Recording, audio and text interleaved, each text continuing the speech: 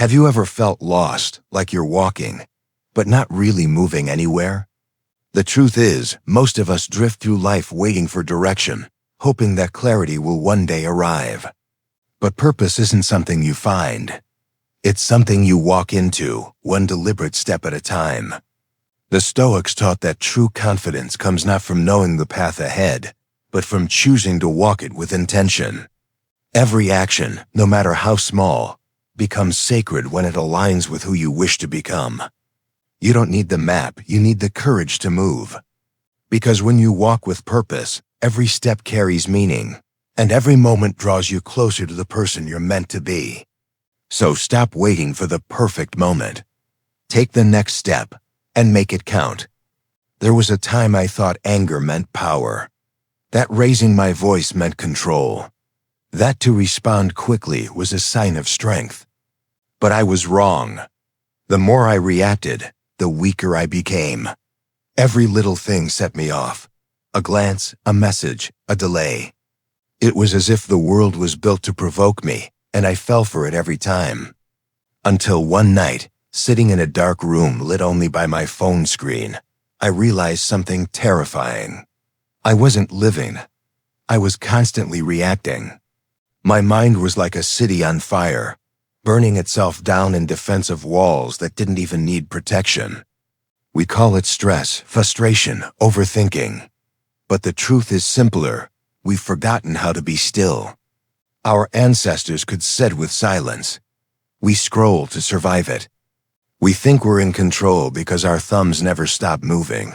But deep down, our nervous system is begging for quiet. Every alert, every argument, every demand lights a spark inside us. The body doesn't know it's just a comment. It thinks it's a threat. And so we fight invisible wars all day long. Wars against traffic, against messages, against each other, against ourselves. One day, I realized I had spent years building strength in all the wrong places. My voice was strong, but my mind was fragile. I could argue, defend, justify, but I couldn't pause. The truth hit me like a cold wave. The person who reacts fastest isn't the strongest. They're the easiest to control. That was the day I stopped worshiping reaction and started learning restraint. I stopped seeing calm as weakness and began to see it for what it truly is. Command. The Stoics called it mastery of the self. They believed real power lies in the space between what happens and how we respond. That pause, that moment of silence before we explode, is where all wisdom lives. The world may provoke you, misunderstand you, even attack you. But if you can remain centered while everything else burns, you become untouchable. Not cold, not detached, just free. This is not about suppressing emotion. It's about understanding it. The same fire that destroys can also forge steel. The difference lies in control. You can let anger own you, or you can learn to own it. You can let every spark burn you, or you can let it light the path forward. The choice is always yours. If what I'm saying resonates with you, if you've ever felt that your peace is too easily stolen, then stay with me. Because this journey will change how you see yourself and the world around you. And if you find value in what you hear, consider subscribing. Not for me, but for yourself, to keep learning how to build a mind that no storm can shake. Now let me ask you something. When someone provokes you, what do you do first? A. React and defend yourself instantly. B. Pause, breathe, and choose your response. Comment below, A or B, and tell me which one feels more like you. The answer might surprise you. The more I observed my own reactions, the more I began to see that anger wasn't random. It had a rhythm, a pattern, like a storm I kept walking into with open arms. I used to believe people or situations made me angry. But the truth was far quieter and far more uncomfortable. No one made me react. I did that myself. The world simply revealed what was already inside me. Every insult, every delay, every unfair moment wasn't creating anger. It was exposing it. The trigger was external, but the fire was mine. That realization broke something open. For years, I had been defending the wrong fortress. I thought control meant shaping the world, convincing others to behave better, making circumstances match my expectations. But control was never out there. It was in here, in the space where perception becomes meaning. I started to notice how my mind turned neutral moments into personal attacks. Someone cutting in line became disrespect. Silence became rejection. A short message became hostility. I had been reading my fears into everything I saw. Epictetus once said, "It is not things that disturb us, but our opinions about things." I used to repeat that quote like a mantra, but I didn't truly understand it until I saw my own mind in motion. My thoughts weren't facts, they were judgments. And if I could choose one interpretation, I could choose another. Maybe that driver wasn't targeting me. Maybe they were rushing to a hospital. Maybe that cold tone wasn't anger. Maybe it was exhaustion. Every time I changed the story, the feeling changed with it. The world hadn't become kinder. I had just stopped taking everything so personally. But here's the difficult part. Ownership hurts. It's easier to blame the world than to face the chaos within. It's easier to say they made me angry than to admit I reacted poorly. Responsibility strips away the illusion of control, but it also gives you real power. Because the moment you own your emotion, you reclaim your ability to transform it. You stop being a victim of your triggers and become the author of your response. That's when life begins to shift. I started practicing this in small ways. When frustration rose, I'd pause and whisper to myself, "This is not happening to me. It's happening for me." It wasn't always easy. Sometimes I failed spectacularly. But little by little, the space between the stimulus and my reaction began to widen. That pause, that fragile second of awareness, became my shield. It wasn't that I stopped feeling anger. I just stopped being anger. The strange thing is, when you begin to master your reactions, people notice. They test you. They push harder, waiting for the old version of you to return. But when you stay calm, when you refuse to play the same game, their confusion becomes your quiet victory. You realize you don't need to win every argument or correct every misunderstanding. Peace becomes more valuable than being right. And here's what I learned. Calm doesn't mean indifference. It means precision. It means having enough clarity to choose what deserves your energy and what doesn't. The calm person is not empty. They are focused. They're not detached from life. They're fully in control of it.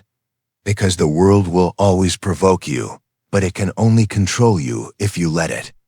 That's when I understood what the Stoics meant by mastery of the self. It's not about suppressing your emotions or pretending to be unshakable. It's about understanding the architecture of your own mind so deeply that nothing from the outside can pull you off balance. It's a kind of quiet power, one that doesn't shout, doesn't prove, doesn't demand. It simply is.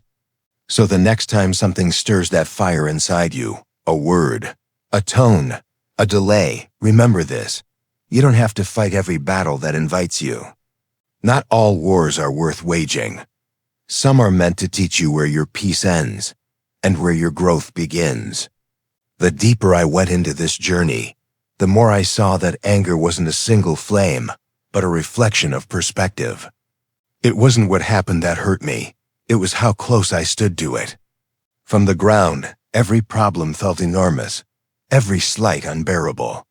But when I learned to rise above, even for a moment, everything changed. The same events that once consumed me now appeared small, almost fleeting. I began to understand what the Stoics called the view from above, the ability to see life not as a series of isolated wounds, but as a vast landscape of experiences, all connected, all impermanent. I remember once being caught in a furious argument, my mind racing to defend itself, my heart pounding with self-righteousness. And then, almost by accident, I pictured myself from a distance, as if I were looking down from the sky. I saw two people, tiny against the backdrop of a massive world, arguing over words that would be forgotten in a week. The anger that had seemed so justified suddenly felt absurd. That's when it struck me. The closer you are to a moment, the louder it feels. But when you gain perspective, the noise fades and the truth appears. Most of what we fight over isn't about right or wrong. It's about ego refusing to let go. Perspective doesn't erase emotion, it gives it proportion. When you zoom out, what once felt like a crisis becomes a lesson. What once looked like betrayal becomes growth. It's the difference between drowning in a storm and watching it pass from the shore. The storm still exists, but it no longer defines you. This distance, this space, doesn't make you cold. It makes you wise. Because when you stop reacting from the ground, you start living from a higher place, a place where clarity lives.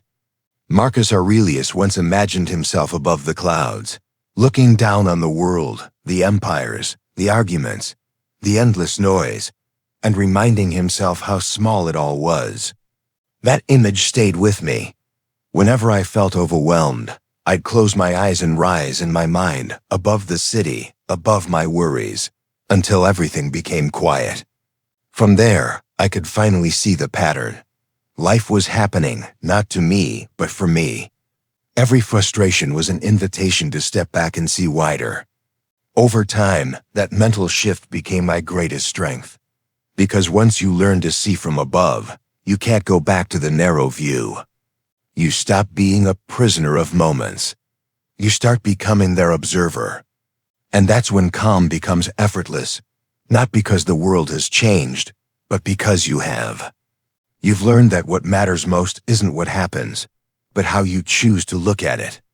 So whenever anger tries to pull me down, I remind myself to rise, to step into that higher vantage point where peace is possible. Up there, the air feels different, quieter, clearer. It's the view of a person who's finally learned that true control doesn't come from dominating others, but from mastering their own sight. The more distance I gained from anger, the more I began to see its true weakness. It feeds on speed. It needs you to react instantly, without thought, without breath. The faster it moves, the stronger it becomes. And for most of my life, I had given it exactly what it wanted, my urgency. I believed reacting quickly meant staying in control. But every hasty reply, every heated word, every slammed door was proof that I wasn't in command at all. I was being led, pulled by invisible strings of emotion, mistaking reaction for strength. One evening changed everything. I was sitting in traffic, exhausted after a long day, when someone cut me off so abruptly that my heart nearly leapt out of my chest. My first instinct was fire. My hand shot toward the horn, my mouth ready to curse. But something inside me, something I'd been practicing quietly, told me to stop. I took one breath, then another. My pulse slowed. My grip loosened. Within 10 seconds, the wave passed. I watched the driver speed away, and for the first time, I didn't feel defeated for staying silent. I felt powerful. Because in that pause, I hadn't lost anything. I had gained command of myself. Seneca wrote, "The greatest remedy for anger is delay." It sounds simple, but that single idea has the power to change a life. In stillness, anger cannot survive. It suffocates in the absence of reaction. When you pause, you create space. Space for reason, for awareness, for choice. That space is your fortress. It's where wisdom lives. Most people never discover it, because they mistake silence for weakness. But I've learned that stillness isn't the absence of action, it's the mastery of it. It's choosing when and how to act instead of being dragged into every fight that calls your name. I started making stillness my practice. When insulted, I'd breathe instead of explain. When misunderstood, I'd wait instead of defend. The world kept testing me, sending moments designed to trigger me. But the more I delayed my reactions, the stronger I felt. The urge to prove myself began to fade. The satisfaction of remaining calm began to replace the thrill of confrontation. And slowly, something miraculous happened. The chaos around me began to quiet. It wasn't that life became easier. I simply stopped fueling its noise. In a world addicted to speed, slowing down is rebellion. Everyone rushes to respond, to clap back, to win the argument.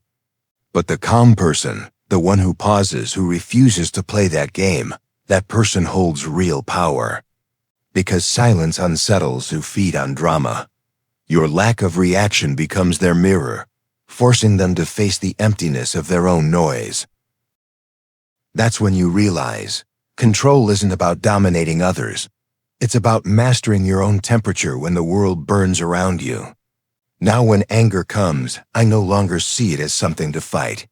I see it as an opportunity to practice stillness, to strengthen the pause, to refine the self. Because every time you delay your reaction, you take back a piece of your freedom. The world may run hot, but within that heat, you can become cool steel, silent, composed, unshakable. And in that silence, you'll find what no outburst ever gave you. Peace that doesn't need to be proven. There comes a moment, after the silence has settled, when you begin to understand what all of this was for. Every pause, every restraint, every time you swallowed your pride instead of your words, it was never about others. It was about you. The world keeps moving. Chaos keeps calling, and yet somehow you no longer answer. You start noticing the calm not as something you force, but as something you've become. It's strange at first, this new quiet strength. People mistake it for indifference, but it isn't. It's the peace that comes when you no longer need to prove anything to anyone. I began to see anger in others the way I once saw it in myself. Blind, desperate, and loud. I started to understand that every person who lashes out is carrying something unseen. A fear they can't name. A wound they've never healed. What used to offend me now stirred something different, compassion. Not the soft, pitying kind, but a sharp clarity that said, "This has nothing to do with me." Marcus Aurelius once wrote that the people we meet each day will be selfish, ungrateful, arrogant, and unjust, but they act that way because they do not know what is good or bad. He didn't write that to justify their behavior. He wrote it to remind himself not to be one of them. And that's what calm does. It frees you from the need to join the madness. You learn to let people have their storms while you keep your sky clear. You stop correcting the lies, stop defending your name, stop explaining your silence. Because peace doesn't need an audience. It defends itself with time. Let others speak in noise. You'll speak in stillness. Let them seek victory. You'll seek understanding. That's the moment power shifts. When you no longer need to react, the world loses its grip on you. But mastery isn't about isolation. It's not about living untouched or uninvolved. It's about engagement without entanglement, being fully present yet unshaken. The Stoics called it living according to nature, which to me means acting with integrity no matter the weather.